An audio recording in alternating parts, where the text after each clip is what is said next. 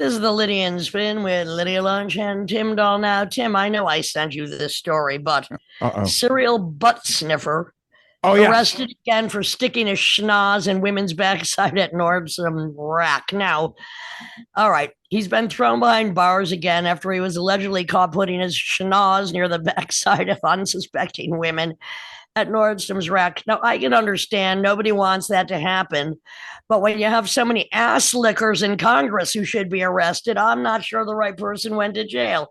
First of all, if you want to sniff my ass, you could at least ask me. Do you think his schnoz went between the buns or he just kind of hovered around the butt? Well, as both you and Zoe Hansen mentioned, what about those ears he His had? I ears. mean, Well, yeah, I was trying to figure those the cauliflower ears. He might be a Brazilian jiu-jitsu fighter too. It's not well, clear. look, the Brazilian jiu-jitsu fighters I've met would at least ask before they stick their schnoz where it does or does not belong. Just Well, all saying. right. Well, yes. I mean, it takes all types. Oh crap! I forgot to look at the story that Simon sent us about the Chuck E. Cheese character getting arrested. Well, you can do that, but I have a Oh horrendous no. litany here. So you want to look up Well, that now? I'm not gonna look at it. I'll do something else. But I mean, no, that's it has to be funny. Well, look, I, I hate to be a Debbie Downer after that chuckle worthy butt sniffing news, but and I'm going to ask you, Tim, because I know uh you know I love numbers, but as of today, right, in oh. 20 states in the U.S., how many wildfires do you think there's been this year? Last year you asked me the same question. This It was year, I six, know, but 7 months. well, the air quality's been bad here. But it's from Canada. I would wildfires. Give me a Uh, number. 2000. 40,247 reported in the United States. Okay. This in the last 7 months, burning 3,141 and 850 acres. Now, as the climate denying ass clowns retreat into their air conditioned mansions, the rest of the world is suffering from record breaking temperatures. Now, this year, 2025 is on track to be one of the warmest, of course, on record, with July seeing unbelievable records broken all across the globe. Now, and by the way, heat, which seems strange, is one of the deadliest forms of extreme weather. I mean, it kills more people. So, Oh yeah. anyway, intense wildfires fueled by extreme heat and drought. But wildfires, I mean, Turkey right now, Portugal, Spain, Greece, Cyprus, Canada, we're suffering the results of that air quality right now. And I mean, as far as the heat wave, I mean, excuse me, how long is this going on? I mean, this is hotter than when I was in the desert last week, but the Southeast, the Midwest, the Northeast, some places having heat indexes of 110 to 115. Europe, Spain, Turkey, 122 in Turkey. North Yeah. Africa, 116. Now, Asia, parts of, part in China, India, Pakistan, warmest record of warmest July on record. Now that brings what? First there's the wildfires, then there's the rain, then there's the floods. Yeah. So Texas, Mhm. the flash floods, 18 inches of rain, estimated 18 to 22 billion dollars in damages. But of course, Texas will get their money. Maryland will not. Chicago, 1,000-year rainfall, right? The flooding that was just in New York in the subways last week. North Carolina, China, floods displacing tens of thousands. I mean, the list goes on and on. And other extremes like the Arctic sea ice, record low Arctic sea. By the way, how many tornadoes do you think we've Oh boy. logged in the past few months? Just give me a number. It's high Three every year. 300. The average so far is usually 727. We've Okay, had I over know a nothing about this. thousand and ten Oh. tornadoes. Now, just keep denying science, keep denying climate change. And you know what? Basically, right now, and can we please mention the 8.8 Oh yeah. Well, yeah. So quake that just hit no, Russia? that was the biggest. That was in the top 5 or 6 in the last 125 years. One of the biggest earthquakes just hit So Russia, and the ever tsunamis. I mean, tsunamis. Well, fortunately, fortunately, it hit Russia. By the time it hit Japan and Hawaii and stuff, it was pretty small, and they were well prepared. But guess what spun from this geological Than than a volcano. Volcano. So if you're talking about global warming, you have the geological, just whatever. How long have I been saying Mother Nature is getting pretty pissed off at the men that have been causing her violence? Not to mention the Icelandic volcano, which is like columns of fire in the sky. I mean, I don't know where right now. I'm trying to think. Maybe Scandinavia, maybe not being affected by weather right now. Well, actually, because I have to go there and go to Europe next week. Northern Europe is kind of having a summerless summer, actually, but Southern Europe, forget it. I mean, that's not 110 to 115 degrees. No, it's pretty. I mean, fortunately, the weather's breaking here any day, but I mean, it has been. It's not only the weather; it's the humidity and it's the Canadian wildfire. Yeah, the air quality. Because I just drove back zero air quality zero. I drove back from Massachusetts the other night, and that orange glow around the moon, you know, which we saw when we had those the smoke filling or taking over the city just a couple of years ago from the Canadian fires. Well, Texas, you know, you have flash floods, but there's other things that are flashing in Texas. It's a Texas-based travel company Bare Necessity Cruises. They specialize in nudist cruises. That from Texas? Well, no, it's a Texas company that does these cruises, and you're on these like boats with like buffets with 2,000 nudes for a week. Now they say that they are strictly nudists and they're not a lifestyle or swinger or fetish one, and that's not really allowed. So it's just kind of like just naked people doing nothing but sounds disgusting. Wolfing food and I don't know. All right. Speaking about cruises, I mean, there's a new series on Netflix called Trainwreck. The American Apparel episode is really good, but there was one on the Poop Cruise, that Carnival ship that got like stranded outside of Mexico. That was just a disaster for like 8 days, and people were just like, you know, dying to get off. But cruises are kind of disasters. They have a huge 4,000 people on a fucking cruise ship. Please. Well, not only do they have this insane carbon footprint and they just dump sewage everywhere, they're a petri dish for all types of disease, and the CDC, and when it's how are you supposed to keep it clean? Well, they study it all the time because I mean, once anything breaks out and those things, everyone's getting sick. Well, when the toilets broke down on the Poop Cruise, I can tell you this: pretty drastic. The Poop Cruise, Trainwreck, Netflix. I suggest. Well, so you have. There's rumors that Trump's going to pardon P. Diddy, and of course he's doing anything to deflect from the whole Epstein thing. That's not gonna help his fucking image. No. Well, the Chris Hedges interview with Nick Bryant, the guy who also wrote the book on the Franklin scandal, and basically he's one of the experts on all these kind of secret society, sex slave trades, literally slave trades. And coming out forever. And that interview, people should check out. I can't believe not everyone's checked out because these are legit journalists. Chris Haynes on MSNBC. No. It's Chris Hedges interviewing. Oh, Chris Hedges, yeah, of course. Interviewing Nick Bryant, and Nick Bryant. I mean, Nick Bryant was the first to release the Black Book. That's why we kept on talking. It's like, well, it's been released like 10 years ago, and then now. Absolutely, 5,000 phone numbers. Now, Bondi's re-release of it is like half of that, so it's like less information that the whole public had access to. Every time the orange idiot opens his mouth, he puts his fucking mushroom dick in it a little bit further. Like, oh yeah, you know, Epstein stole some of my workers. Stole. Why don't you admit for what? You know, that's his latest. Meanwhile, the Democrats' plan looks like Kamala Harris is going to run again. And she announced, because she's not going to run for governor of California, she goes, I look forward, quote unquote, I look forward to getting back out and listening to the American people, help Democrats across the country as we fight fearlessly and share details. And then I'll share the details of in the next couple of months about what my plan is. So I don't think she's. Well, look, I mean, you could sit here and say there might be a few Democrats out there that have a good idea, but you can't think of very many Republicans that have any fucking idea. Now, except for maybe the two that are arguing against Trump. But it's just like so ridiculous right now. The problem with the established Democrats is, yeah, they might have good ideas, but it's lip service because they still have to answer to their donors, and they're shackled by that because they're. No, actually, I mean, it's all one and the same. What's interesting to me about the MAGA tribe is that and they're not going to give up on this Epstein thing because they thought it was a democratic pedophile ring when it's really a moneyed pedophile Yeah, ring. And exactly. it doesn't It matter doesn't. what the politics are. It's they're all, Bill Richardson from New Mexico. Meanwhile, you have obviously Dershowitz. It's just it's all a big mess. At least the Fed stood up to Trump and they did not raise interest rates.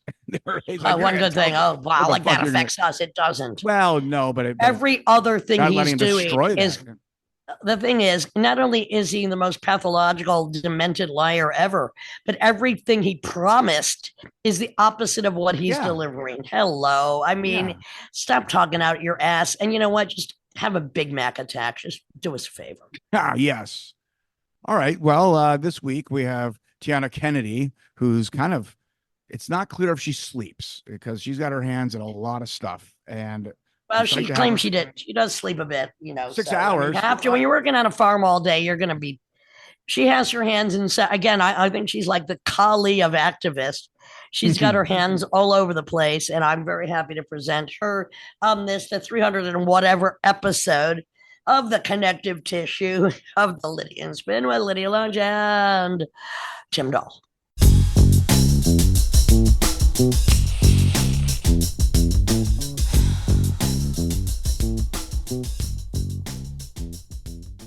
This is the Lydian Spin with Lydia Lunch, Tim Dahl, and our very special guest taking time out from her extremely busy and hot schedule, Tianna Kennedy. I'm just going to give a small description because I know your life bridges both performance, usually with a cello, but also sound design and radio waves, agriculture, mutual aid. But I love this part, building systems that support some people while burning others down. I love that concept, and that you, as your press says, that you work inside broken systems like nonprofits, grants, and industries, which exploit people and our dubious practices. And we do a lot of talking about dubious assholes on this show. So very happy to have you here with us today in the time of ass clownery and complete fuckery. People can talk about it. I talk about it a lot. I have this show, so I talk about it to many people. I do my part sometimes, but Tianna really walks the walk. I mean, I don't even know how to begin because and you have to correct me if I go along the way here. Like you have this, I guess, how do you determine it? Describe this as a environmentally sustainable farm that you're running? Yeah, we like to say like it's the focus is like agroecology or like supporting biodiversity because like sustainable is just kind of a weird word that doesn't mean anything. So sure. It's agro culture. Yeah, exactly. There you go, Lydia. But you're using horses instead of tractors, right? Or maybe you use both. Correct me if I'm wrong. I use both. Okay. I'm not a purist, sadly. Well, I mean, neo-purity is ridiculous, anyways. But there are measures one can take, and you seem to do it. I mean, I don't know. Do you want to start in the beginning, Tianna, or from your life, or you want to talk about where you were last night and what you were doing last night? Yeah, you guys can talk about whatever you want. I'm happy. But let's just keep on the farm thing for a minute because I think it's so important right now that so much of the food, even organic, you have to watch out for. I mean, I look at food like you have to know your drug dealer. And I consider that you have to know your drug dealer as far as food goes because there's so much crap in so much of what we eat. And it's why this country is so incredibly unhealthy. And I think it's so important that you do farm to small markets and you try to make just a healthier existence. That's rebellion. Thank you. Yeah. To expound on that, like the other thing is like the reason we're in this like political mess and everything else is because the rural economies were gutted during consolidation after World War II, and then that everybody was like screwed, and then people got mad, and then that's easy to exploit, and now here we are. So it's not only like environmentally disastrous, but it's like politically fucked up too. What has been going on in the food system? So to try to explain a little bit of that.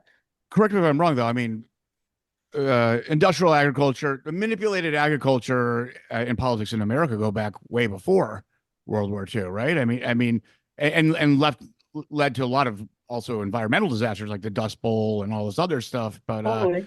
yeah. So why?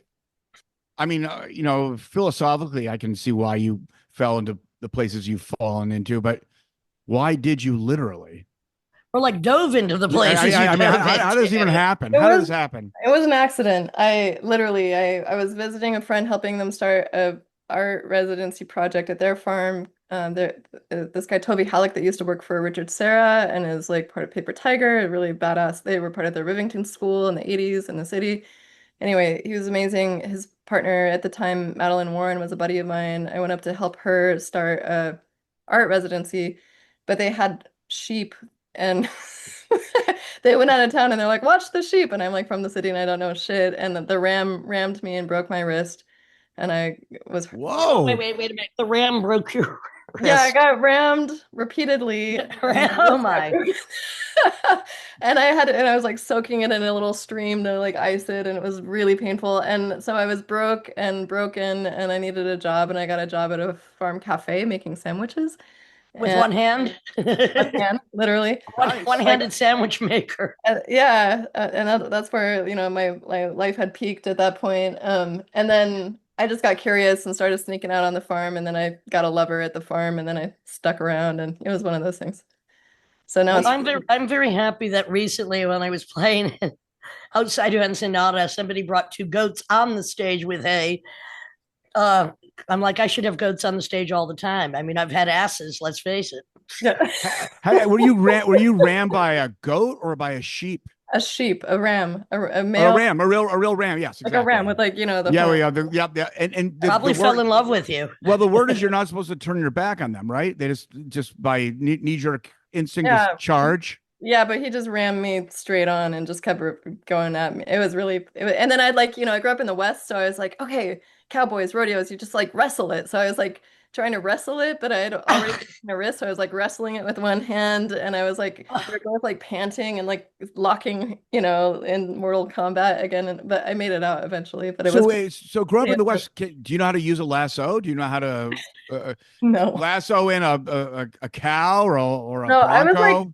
I was like the nerd. All my friends were like dropping acid at lunch, and the cowboys would like throw food at us. So no, I was like the breakfast club version of the West Coast. Or no, but you're in Tucson, Arizona, right? Yeah, I was in Tucson, Arizona. We were talking about this, home of Charles Yeah. Mingus, and then I asked you, do you ever go to that airplane graveyard? And you're like, all Yes. the time. Yeah.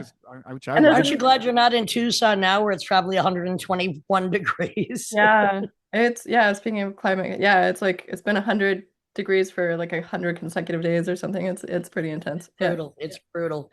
How did the ram hand affect your playing, musical playing? Well, at various points in my life, I'm like, I'm putting music behind me. And so like when I started agriculture, I was like, I'm not a cellist, I'm a farmer now or whatever. But it's fine now. It was really injured for a while. And then every once in a while somebody remembers that I'm a cellist and asks me to play, and it's really fun. And I'm like, Have you ever played for the farm animals? I mean, I played for the asses just like you, Liz. No, I just saw something on the news the other day about young kids that are going to shelters of like abandoned animals or animals that are, from all of the devastation of flooding and fires, and they're actually playing for the animals, which soothes them. So maybe the ram just wanted its own private concert. That's probably what happened. No, I should Fuck do you, ram. I'm really shy about it. It's weird. It's like I can play in front of whomever with no notice, but like practicing at home is really it's like nerve-wracking if anybody is around. I like being Well, alone to practice. I understand, because in order to practice properly, Yeah. you're supposed to sound bad because Yeah. you're working on what you're not good at. And Exactly. when you hear someone just ripping through something, you're not really practicing. You're working Right. out what your little stresses are and what your handicaps are. So, Yeah. but I don't think of you as I'm a so lucky self-conscious just person. being I'm so lucky being a one-note wonder that I never have to practice. Except I just did a couple of shows I had to play guitar, and I have to say I'm kind of crippled, but I did find the method, which was to duct tape the triangular pick to my finger so I didn't fly out. That was successful. That was your That was version a of Tony new, Iommi. Exactly. that was a new invention for That was me. it. Yeah, exactly. So Super glue.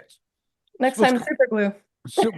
Well, I know that was I've my done first super thought, glue and I'm before. like, oh, I've no, done no, that no. before. Because look, I know there was only two That's shows. hardcore. Yeah. Duct tape worked freaking great. Really Okay. did. So before, well, I don't know where to keep going with this, but before Go that, you're backwards. you're in Europe, but before we go there, you also, and this connects to your experience in Europe. You also are into, I guess, environmentally responsible shipping. So you're involved in Yeah. the whole maritime Yeah. schooner transport, Sail freight. sailboats down the Hudson to deliver to the markets by wind energy. I am. Yeah, I got roped into that in 2013 with a group from Vermont that the guy had been like nerding out about the Thames River barges and he made one on his farm, but then he was like, now what? So I got looped in. That was called the Vermont Sail Freight Project, and I became like the logistics and producer person for that. And we kept going through Hudson, and the guys there are like, "This is a great project, but that boat is really dangerous because it's basically plywood. And if you bring plywood to like the Staten Island ferry zone, it gets a little sketchy." So we Yes. did that twice, and then we're like, maybe this is not the right boat for this project. So these guys in Hudson like were like, "Hey, Tianna, we found a boat on Craigslist and bought it," and it was like a 60-foot schooner that was metal. And I was like, "Fuck! Now we're stuck doing this." Well, there's some awesome people up in Hudson anyway. I mean, Bibby Hansen lives up Yeah. there. There's a lot of proactive people, but and the Hudson River, let's face it, I mean, it has been devastated Yeah. by pollution. I mean, it's, I always think we are in the death triangle of the Gowanus Canal, Yeah. the Newton Creek, and the Hudson River. I Yeah. mean, all completely polluted, but what are you going to do? So you try to take non-polluted food up a polluted riverbank Yeah. to people that would rather live than die. Yeah, so that's what we're doing. And it's so now I, it's I called get now it. it's called Schooner Apollonia. We've been running as a business for 5 years. We launched in 2020, the most auspicious year to launch a business. And we're, we're making it work. But that's So one of the side projects. so how does that work? What does it exactly involve? So you take your farm goods on the 60-foot boat Yep. up the Hudson River. Who's Down the manning Hudson, right? Down the Hudson River. down Down the the Hudson? Hudson. Who's Yeah. manning it? Mostly my friend Sam Merritt is the captain, and he's really the ringleader of this project right now. And then it's a rotating cast of characters, seasonal people, and someone named James Farrell worked for a really long time. This woman Tanya was a captain for a while. So really, and then again, I'm like behind the scenes doing logistics, but every once in a while I get to jump on the boat and crew it also. But yeah, it's great, and we bring mostly malt down and coffee back, but then we do like little CSA, boxes of like other agricultural goods and stuff along the way too. Um, So it's like the anti-deadliest catch. yeah, Which 100%. I did love deadliest Well, catch. so Ridiculous. Men so- want to die. Go ahead. how much? What are the economics of that? And so how much actually is wind energy? Because there's not always wind, right? So Well, the problem with both the farm and the boat project, or anything I do, is that we use humans instead of machines. And because we don't have slaves, we have to pay people a living wage. And so And it's hard work. the economics never work out with any of them. sure, Yeah. that's what I was wondering, because I mean it must be very expensive, It but is. people are willing to pay the extra money, I guess. I mean, you're still Well, going, or we like, because also people are like, well, we could just put it on a truck and it would be there faster and cheaper. So we basically match UPS pricing for the goods, but then we fundraise on the side and do like special events and do stuff like that to like pay our crew. Sometimes we get like sponsors for a run or something like that. But yeah, I mean, it's the economics don't work out, but I think it's also this is like the first boat, and we want to build a bunch of like purpose-built vessels and spud barges because all of the infrastructure along the river is also like fallen into disrepair. So we're going to create all these little nodes and have boats going back and forth, and at that oh, point, it'll be cool. a little bit more fun. So Well, that's but, phase. so when you say the economics don't work out, well, correct me if I'm wrong, the economics of just food commerce doesn't really add up. I mean, how much food is thrown away? So everyone's like a rat race of the industrialized food Ugh. market, and then and so everyone's buying this cheap food for a lot less money, and they throw half of it away. I mean, what's even Yeah. happening? And also that like the larger agricultural economy is subsidized, but the smaller organic farms are not subsidized. Right. Like, and so yeah, it's an not a great fair playing field. So like that's why if people are paying the real price of food, food would be way more expensive than it is. And what about just the pollution, say, Yeah, industrialized, subsidized corn, and the yeah. pollution that goes in the But Mississippi? what about corn sweating? Adding to, Yeah. to climate change, like the sweating of corn when it's really hot and humid is I never heard adding. about this. Yeah, it's Well, true. right? Yep, all Whoa. that stuff is true. Corn It's Sweat. It's another good corn band. sweat. I think I smell like corn sweat because I like made corn and zucchini fritter last night. I think I have a little corn sweat in me. Is Corn Sweat a spin-off of the band Corn? And it's Yeah. like it's amphetamine fueled because it's their Yeah. sweat. It's in other words, it's a lot better. Totally. The thing is too, I mean, what they're doing now, what they're doing now, I mean, the whole industrialized food complex, which is akin to like the military or the prison industrial complex, is in their race to get rid of people that work at these places. Food prices are going to go up, safety is going down. I even read an article yesterday of somebody who works at a Dr. Pepper factory and how she got lung infection. I mean, this is just like not even like real food. It's just the safety measures are down. The workers are being sent elsewhere. The inspection is over, and it's time to eat insects. Yeah. Hey, I'm 100%. what percentage of your diet is food that you've made? Me? Yes. I would say like I don't know, 90% of the food I eat is that either me or my friends make. Yeah. That's I mean, there's amazing. olive oil and like coffee and I mean, even my friends roast coffee, but like, there are things I buy some Another job you don't ice need. Well, cream sometimes. I I don't know. but you also make your own booze. Yeah, I make. Oh yeah. You have a distillery. Yep. Well, wait, yeah, an absinthe distillery. Absinthe. When's the free bottle coming? I'll be waiting. I'll come up and get it. No biggie. You can get it at Radical Wine pretty soon. All right. Oh, There we yay. go. The connective tissue goes on. Have you ever thought about doing musical performances on the boat while you're going downriver? Because Tim and I, we've played on a few boats in Europe, which, not necessarily while they were traveling, but Stubnitz, the one in Bucharest, right? A38. It was one of the best ones. And I'm just wondering if that might bring more. Or Paris, but Yeah. but go ahead because she actually Yeah. has done that. I have. Yeah, tell that story. Okay, well, I mean, also just with Apollonia, like sometimes we wrapped up with our buddies and just have a little hang and play music and stuff. When it's not, we don't like advertise it or charge money, but we do play music. We also, also often do this project in Kingston in the Rondout where we have a bunch of raft stages and we all play on the raft stages and people have to canoe out to listen to us. So that's another project that we do sometimes, and that's really fun. But just say that again. They have to what to get to you? They have to row Canoe. out to get. Yeah, they all canoe, and then Raft we all kind of out. and then we all kind of like we have like a little electric trawling motor, so we all just kind of like move along and play, and they're canoeing and we're playing, and it's very idyllic and beautiful. That's fun. You guys should come to that. But were you a performance troupe, the one that went to Venice in Europe? Yeah, so that was when speaking of the Gowanus, years ago I ran a little boat project in the Gowanus called the Empty Vessel Project with some buddies. And that was like a incubator space for a bunch of other nautical art stuff. One of those was a group called the Miss Rockaway Armada. They did performances along the Mississippi for a couple of years, and then there was a spin-off of that, and we did performances along the Hudson. And that was led mostly by an artist named Swoon, Caledonia Curry.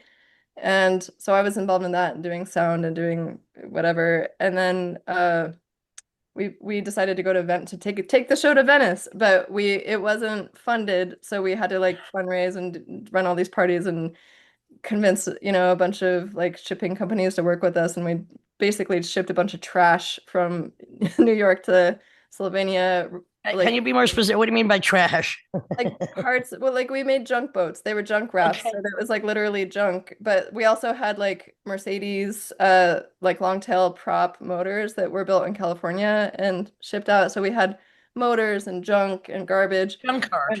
And we moved that all to we got this mafia guy to give us a little slip of land in like Sylvania, and we were living in shipping containers, and we built all these junk crafts there, and then we took them across the Adriatic Sea, and we kind of pirate attacked the Venice Biennale and did performances for a couple weeks there, and it was really beautiful. I mean, And but why has somebody approached you for your own reality TV show? Because all of this is so Jim just almost told me. humanly impossible. I mean, do you I have know, 8 just like arms? you I do. don't see. I only see 2 arms, but I have a feeling you might have 6 other ones down there. Yeah, but no, when you said you went across the Adriatic Sea, be literal. I assume you're being honest, but even across. I mean, did you skate the shore? I mean, no, a junk boat is dangerous to go across. yeah, it was a that sea. whole thing with like the fucking harbor masters and all I of can the imagine. and we got us I convinced some Slovenian fishermen to like I bartered a van for a boat, and so we had like a safety boat that went along with us, but we went from this little town called Ankaran to Trieste in Italy, a little hop. Rest is wonderful. Yeah. Yes. And then we went straight across the Adriatic, and then we kind of like ended up getting blown into some spot and having to stay there for a couple while this Bora, it's like this big wind came, and then we did go like dipped in and out of the Adriatic and went through the littoral canals that were built to keep, commerce in Venice safe from the pirates back in the day. Sure. Like this inland canal that we would mostly travel in, but we'd dip out a little bit into the Adriatic until we got to the Venetian lagoon, and then anchored, or we moored at like a little island off of Venice, and then would go into Venice for foray for these excursions. Now I know there's tolls sometimes, right? I mean, Yeah, there was there's, like 17 different Coast Guards and police groups and yeah. whatever, and I was the person that was responsible for like dealing with all the bureaucracy for that. Well, yeah, I know the Stubnitz because I remember asking you, Tianna, about if you had ever been on the Stubnitz, and for people that don't know, it's a performance kind of commune boat, but it's an old transatlantic, could man 300 people kind of boat, and it still And it's functions. been going for over 20 years. And I played on the Stubnitz in Rostock, Amazing. Copenhagen, Hamburg, Dunkirk, Newcastle. Yeah. I mean, Oh my it's going, but this is where I'm going with this. They were stuck in the Amsterdam harbor because once they got in, those Dutch bastards were like basically like, you owe us money, give us money, and so they got a lawyer that's basically like, well, you either let us get out of here, and we're not going to pay you that money, or we're going to leave it because that's actually based on your own environmental laws. It's a toxic dump, and you better let us go. And they're get out of here, never come And it's back. huge. The Stubnitz is huge, and it's powered and manned by, volunteers. I don't even know how they've continued to have it running, functioning, and I know perform because performances on it. Maintaining a boat is so hard, and it filters out a lot of lazy motherfuckers. I mean, you have to do your part. I mean, you can't fuck around. That's true. That's all true. I should invite you, Tianna, to the Stubnitz, and we could do a duo. Okay, I'm in. 100%. That would be really fun. Yeah, I've never. I've been on it when it's been frozen in place before. I've been really? on it when it's That's been funny. rocking wildly before. I've been on it when there are dogs all over. I'm going to be on it. I'm going to be on it next week. Strangely enough, I can't even believe it. Where is it now? It's in Hamburg right now. Oh, yeah. But going kind of connecting that. Yeah. Can you just with all these responsibilities and all the stuff you have, can you just get up and go somewhere these days? I mean, I haven't for like 15 years, honestly. So you put the shackles on yourself a little bit with all your goodness. Okay. Yeah, exactly. Right. My earnest goodness. That's why it was really fun to hang out with you guys last week or whatever. Sure. Had a wild adventure where I played a show. We had a great time. As you said somewhere on one of your releases, like you missed the bad kid in you. So I guess that gave you a chance to bring out the naughty. I wasn't that naughty, but yeah. There's how about again? Maybe you'll get more naughty with each. Correct me if I'm wrong. So what I understood, your parents were both park rangers, and your dad was like a narc. Yeah. I don't get it. They were park rangers, and then my dad joined the police force, and my mom became a geography professor. So yeah, kind of makes sense. So wait, park rangers until how old were you when they stopped being park rangers? And I was a baby still. I was probably like 3. Okay.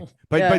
But because of those big shifts and probably moving around, you probably have memories from when you're like Oh, for two. sure. Yeah, Yeah. we lived at Point Reyes. They lived at Death Valley with my sister before me. I was born in Yosemite. We lived on the Navajo reservation when I was like 3 and 4, and we moved to Arizona and whatever. I spent a lot of time in the Bay Area and Tucson growing up. But yeah, And lots of Four really great Corners. yeah, Four Corners. Yep.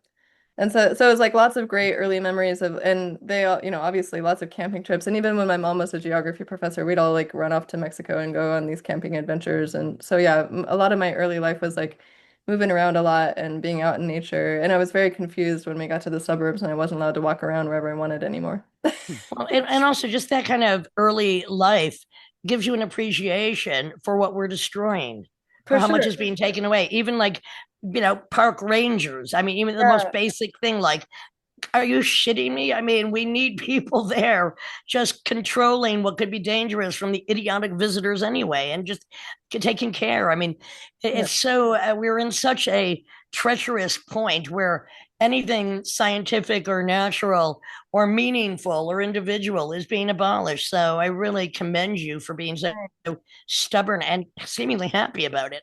Yeah, well, I mean, yeah, it's not been the most like financially secure path, but it's definitely like we live like millionaires. We eat well, we swim in ponds, we have good friends. That's, like we're all very struggling right now because a lot of the work we're doing is specifically under attack. So it feels a lot Right. harder than even the pandemic because Yeah. during the pandemic we were Sure. like the heroes that kept going, but now we're literally getting, attacked from every angle and we're really struggling. And what I always wonder almost every day is where are the female philanthropists that realize there are women out there talking about what's wrong, trying to change the situation, being highly active? Step up to the plate, motherfuckers. I mean, there's money out there. It's like, who do you target? I mean, where's the list? And right now, all we have are, greedy fucking corporate cunts, male, going and stripping everything and stealing everything.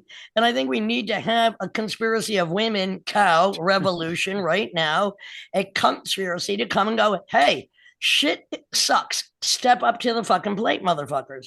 Yeah, if you Must know be of said. any, Well, send them hold my on. way. Well, Must be said. Oprah Winfrey cleared the path on her gazillion Oh, acre property in Kauai because of the threat of a tsunami yesterday. So she's doing her good deeds.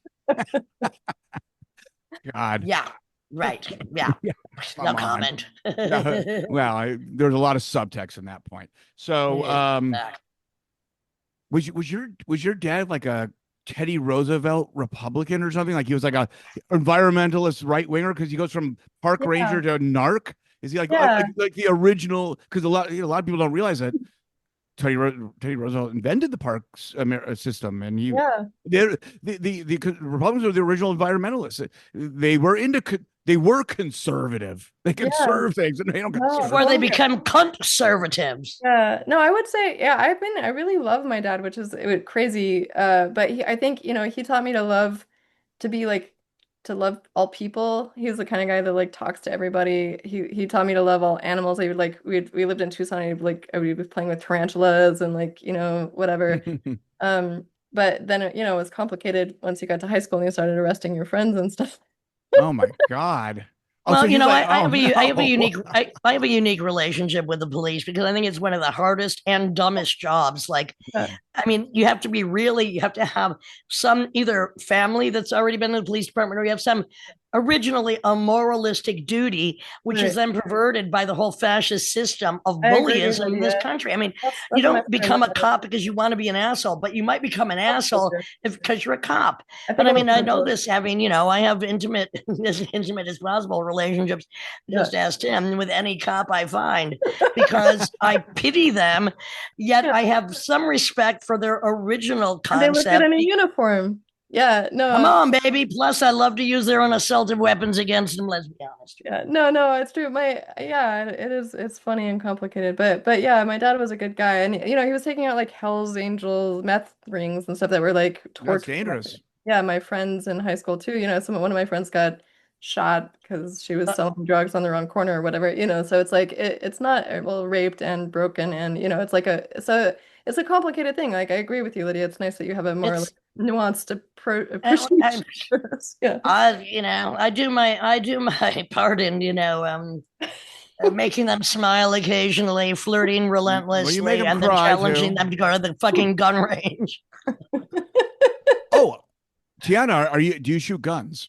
I have shotguns. Yes, I do shoot guns. I mean, do you have? I mean, you don't have to We answer well, this. we lo I love doing like clay pigeons. Yeah, it's really fun every once in a Oh, while. so Just you were raised shooting guns. I was raised. Yeah, my dad would take me out and do target practice with Well, I think every woman that lives not wherever. like William Yep. Burroughs style, but You didn't kill your wife. I don't know yeah. if you have a wife.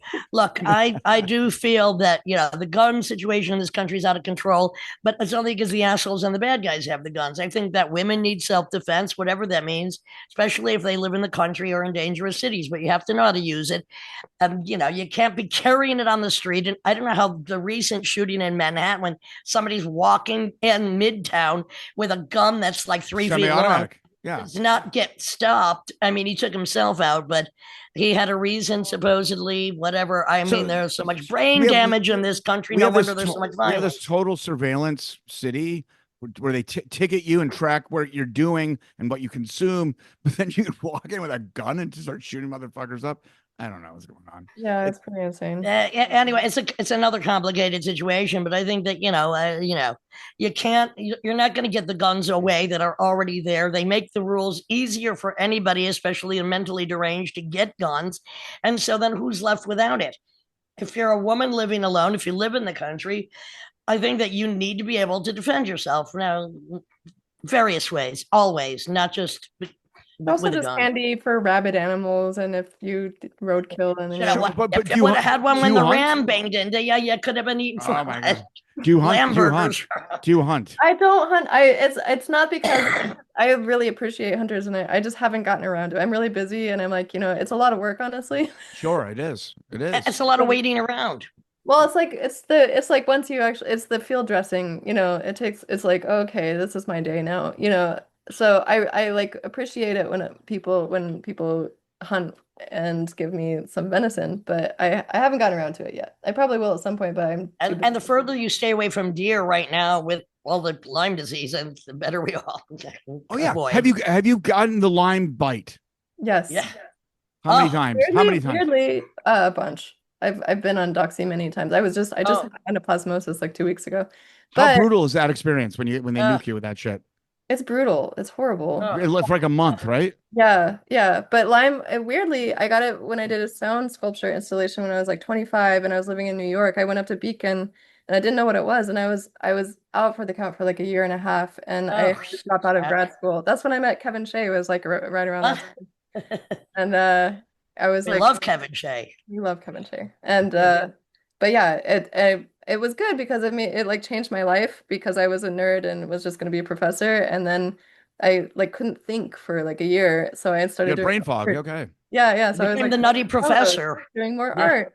And then I kind of got spoiled and I was like, actually, I don't want to go back to the ivory tower because this is way more fun to actually live in the world and do things. So I think You're, that's the thing. you're more into realizing than theorizing. Exactly. Yes. Great one, Tim. Good one, Tim. Well, so you've gotten Lyme, okay. Going back to just the nature around you. Obviously, you have deer, you have probably wild turkeys, you have bear every now and then. Now, am I ignorant to ask, do boars ever go up there?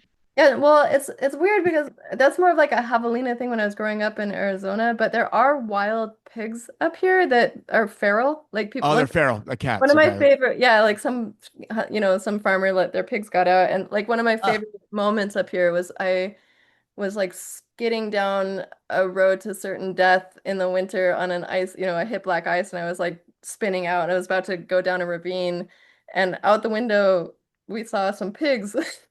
It totally distracted us from dying, and we are like, wow, look at pigs. And then we hit a snowbank and survived. But it was a very weird moment to So, see. saved by pigs as opposed to being shot by pigs, like you might be if you're driving while being the wrong color. but we might have tapped into something different. Sort of like when they say like a black cat going in front of you could be bad luck. Yeah. Maybe a feral pig It's good cutting you luck. off is good luck. Definitely good luck. I think we conclude that that's scientific proof right there. Scientific So, proof. all right. One proves it. And do you fish in the ponds and Yes, the lots of fishing. and what do you catch? Like There's beautiful trout up here, honestly. Okay. But I'm not, again, I don't have enough time to be a like professional fly fisher person. But we do like take the canoe out with some beers and like catch like bass or whatever's around and smoke them or eat them. And I like going canoe camping in the Adirondacks. That's really fun. That's beautiful. Do you like the TV show Alone? Do you know it? I do like that. I like it too. I watch it all the time. I mean, you well, have to know, just in case a Wolverine approaches you and you're in the no, middle of actually, nowhere. Come on, I'll never be in those situations. But I love any show that puts people in situations I will never be in because I'm just like, all right, I don't know, and I will never know how to build my own shelter. But I do know how to gut a camel and drink its urine just in case I'm in the desert dying of dehydration. That's Bear Grylls. well, Inside Edition the other night taught me how to properly clean a chicken after it's already presented without getting I have slaughtered salmonella. What's that? But I have raised and slaughtered chickens before. Okay. And Yep. do you have a chicken coop? Yep, we have chicken tractors for the broilers and a chicken coop for the layers. Yep. What about Do coyotes? they lay blue eggs? There are lots of coyotes up here. Yeah. Blue eggs? I raise eggs for my own, community. I don't sell them, but I don't label them or anything.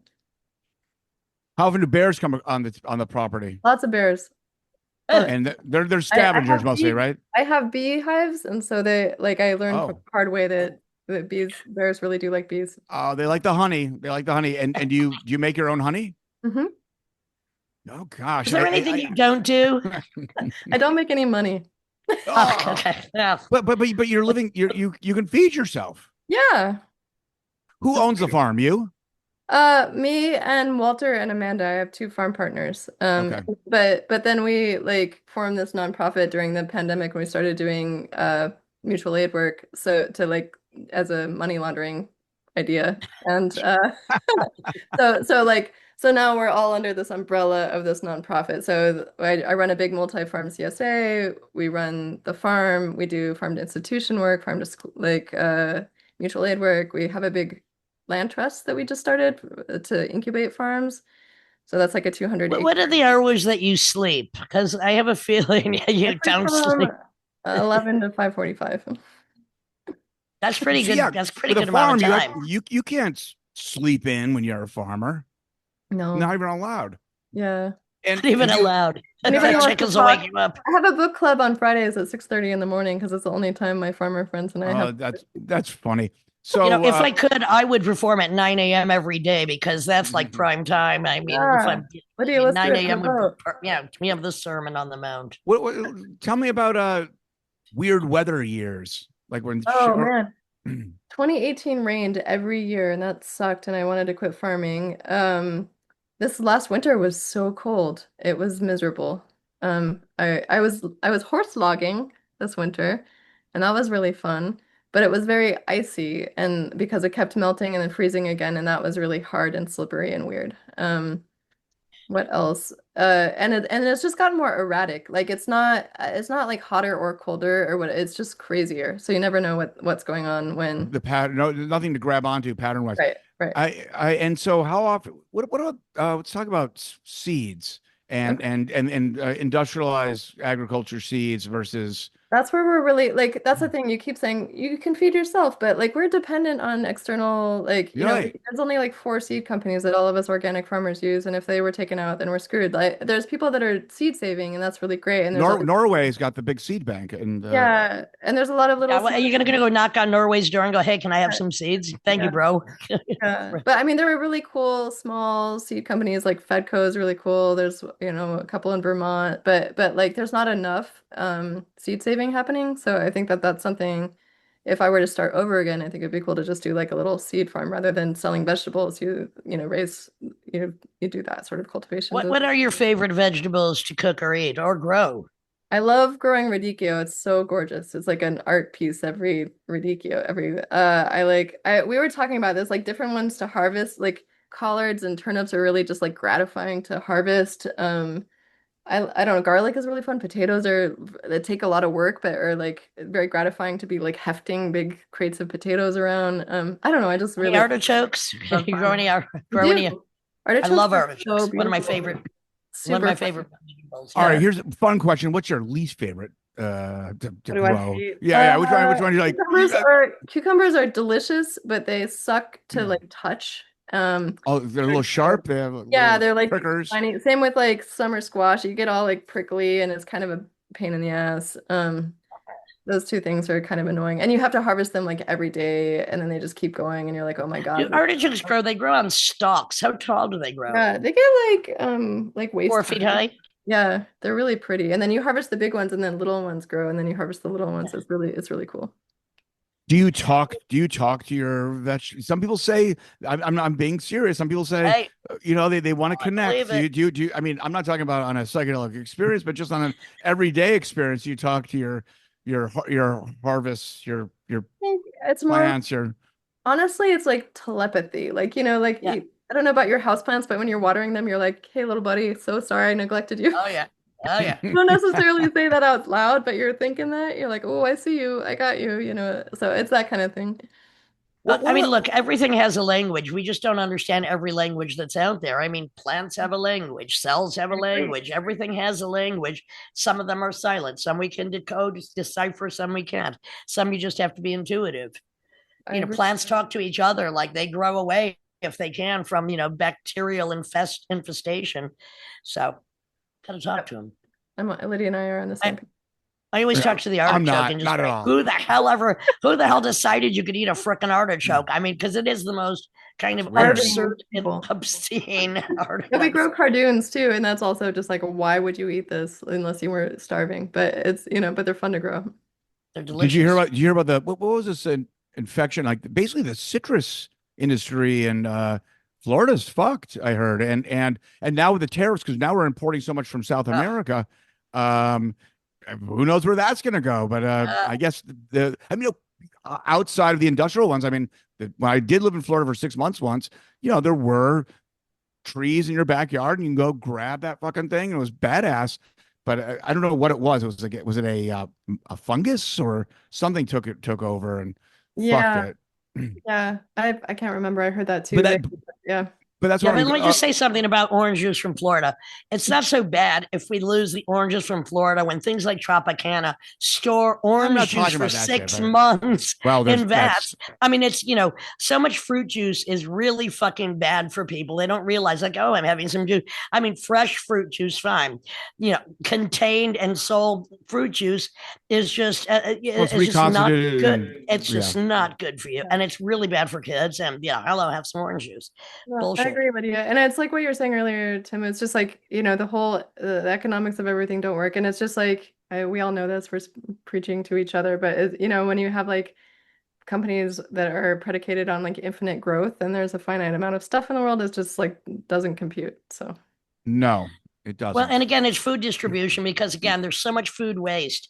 And there's so many hungry people that, I mean, the amount of waste just from restaurants, why there isn't more distribution to hungry people is just ridiculous. Right, I think it's in Austria. I think if you're caught stealing food, it's like, if you're hungry, you should eat. You know what I mean? But we like to give everybody the same food that we grow, that we serve to, like, we used to work with all the fancy restaurants, and then we're like, you know what? Let's give people that food. And so it's like we don't do secondhand food. We like to give them the most beautiful food we can. And those are the systems that are getting gutted right now. Yeah. Well, there are so many food deserts in America as well, and mostly in poor neighborhoods. Well, poor neighborhoods, and my dad he didn't have to do it, but he was teaching in Chicago public schools, and he was a librarian, so he picked one of the worst in terms of violent crimes zip codes in the country, and their library was also their cafeteria. And the kids were, they would throw like a banana every now and then with all this processed food, and the kids would throw it out because it was just this rotten, awful banana. And he's like, well, no wonder they're not fucking eating this shit, because you're giving them absolute garbage and you're discouraging them actually eating good food. One cool thing that we did was we did this big project with our local farms where we contract grew 15,000 pounds of tomatoes with our farmers. And then we worked with a local college to make recipes for tomato sauce. And then we taste tested it with all the kids. And Oh, then fun.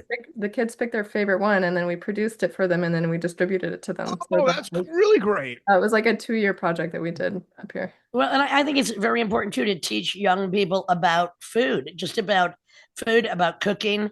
And Europe, in most of Europe, food is so much more, and South America, food is so much more respected than it is here, and people are therefore more healthy. There's Yeah. Well, a lot more that's respect for food. there are people who think otherwise, though, like our guest today. So next question. On the Okay. farm where everyone lives, do you take turns with the cooking or how does that Yeah, work? and everybody doesn't live in one house. We like have different, it's not a total commune. It's a kind of an accidental commune just because we like are like, oh shit, none of us have working cars and we have to share cars or whatever. But like a couple people live in the farmhouse. And then we have like 5 houses along the way that everybody rents or lives in or whatever. But we do make a meal every day at lunch that we all share, and then every once in a while we'll like have dinner or something. But mostly we definitely do like we don't like we provide the food for free and we make food and we do take turns but it's like I'm the least chefy of everybody. Like everybody around here is like an amazing cook, and I'm a Whoa. Maybe I decent. could send you a copy of my cookbook, which I would will love be, your cookbook, Lydia. well, it's Well, out of print, but I do have a PDF and it will be reissued again next year, which I'm very excited about. So happy about that. But everybody else is amazing, so I benefit from everybody's beautiful food Well, maybe also. you could start with my chapter. Do me a quickie, recipes in 10 minutes or less. Know what I'm saying? Yeah, we have a lot in common, Lydia.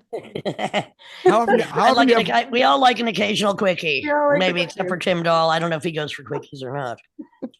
classified information? I'm So not saying. do you have performances on your farm? Yeah, actually, we're gonna have a farm dinner next week, and Yuka Honda Oh, from I know her. Toronto, she's gonna perform. Well, Yeah, she used to date or she was partners with Dougie Bound, who was our guest last week for cool. years. Yes. And she's Yeah, married to Nels Klein, who yeah, Lydia's known for forever. yeah. Nels is Again, awesome. the circle will not be broken. Just goes Right. on and on. Yeah, no, it's fun. People come up and play occasionally. We had a band called Wrestle Crow play once, and they were fun. We've had our farmhands were in a group called Mirrored Fatality. Well, I knew them, and I know the tragic loss Yeah, of one of the members who yeah, died just a couple of months ago. That was awful. yeah. They died on their way to the Well, farm. next time Tim and I come up to play No in Catskill, we'll have to do a shit. performance on the farm. That would be great. Oh my God. Would you really do that, Lydia? Sure. Why not? Hi, honey. Bowling alleys, from bowling alleys to museums, farms. Once at the, I played in a sheep hut, so yeah, Oh my God. nothing's Well, below me. you don't get well. Well, hopefully, if you go to the farm, you won't get rammed, Lydia. Yeah, unless you want to be. I've been known to wrestle a ram or two myself, but I got to watch out. I might have my Filipino knife skills with me and have a shish kebab that night. Just saying. Oh my God, that'd be so amazing. Let's schedule that. So I'm down. because you're about an hour west of Albany, you said, Yes, exactly.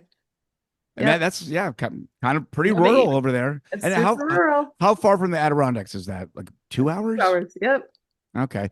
Finger Yeah. Lakes. 3.5.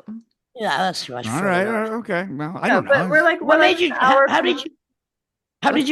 How did you get that location specifically? Well, like that farm that I randomly was at is about an hour west and south of here in the town called Hamden. And then my new farm partner, my new of a decade farm partner Walter used to be an architectural glass guy, and he moved up he was a painter, and he was gardening and wanted to start a farm, and I left that farm after a bad breakup and like helped somebody else start a farm. And Walter just kept, talking farming, and eventually realized he was serious about it. And so one year I was working as a stonemason, and I would like work with Walter 2 days a week, and he was a lot of fun. And so he had access to this place that we ended up renting, and it was in this valley, and it was like 40 minutes north of anybody I knew, but it was That's isolated. close enough when you're up there, though. That's Yeah, close. and it was great. So we formed the LLC in 2015, and then a couple years later, Amanda Wong, who's like a graffiti artist and a badass, like showed up as a farmhand. and she was so fun, and we all fell in love. And then she went to Mexico for a year and came back. And then when the pandemic hit, I got too busy with the CSA because it got really huge. And Amanda kind of stepped into my role as a farm manager. And so she became the third partner. So Walter and Amanda and I are total just like weird bedfellow strangers that are now have been working for, a decade together. Amazing. Okay. Yeah. So And what about pesticides or we don't. basically you don't do it, but what do you do when pests are invading your farm? Well, it's like we do strategic things. Like for the potato bugs, those are gross, by the way. I don't know if you've ever seen one, but we used to I have. squish them with our hands, and then we would take like tennis rackets and try to knock them off the plants. But now we're planting the potatoes a lot later, and we're like missing the bugs. So strategic Oh, things like that. But also we do use like there's some like organic approved like copper, whatever that are like not fatals that we will put on tomatoes or something like that to help with fungus. But we really just like we use row cover to help with flea beetles, and that's just like a fabric that you put over your plants. but yeah. So we do all sorts of things, but we don't spray. Yeah. I just found out a very weird thing because I had a small ant invasion on my house plants, and I'm like, don't squish an ant because they let out pheromones that bring other ants. So I just used cinnamon and coffee Yeah. around the plants, and that stopped them. I would say not even dead in their tracks; they just avoided it. What about cayenne pepper? It's bizarre because, Yeah. pardon me. Cayenne pepper. Cayenne pepper also I've heard. Dr. Bronner Yeah. spray. Like there's all sorts of things you can do that it's like Yeah, I mean, but the coffee, I mean, face it, it smells good. yeah. It had kept away, but I'm like, and I was just researching. I'm like, okay, don't squash an ant. First of all, ants are so smart. Their constructions are so amazing. Yeah. They have graveyards underground. They have their food in one direction, their graveyard. I mean, but to squash them, and their friends want to come and bury them. So like, don't never squash an ant if you're Same trying with to get. bees. I keep bees, and if you squash a bee, then they get mad and they all start Oh, attacking. yeah, no need to squash, unless it's a mosquito, I guess. Yeah, no, I never get bitten by What about invasive species that we're told to kill when we see them, like the humans? Lantern Humans? moths, well, like lantern moths and stuff. Politicians. yes, exactly. Yeah, Yeah. basically anything from Asia. The bigger continent or the things lantern are fly. always Lantern too, fly. yeah. Yeah, I mean, I guess we kill them on site, but we usually, I don't know. I'm sort of like the world is changing, and it's what you were talking about earlier. I'm kind of a utopian, so it's like nothing that I am doing I expect to last forever, like if it fails, whatever. There'll be some iteration of it in the future.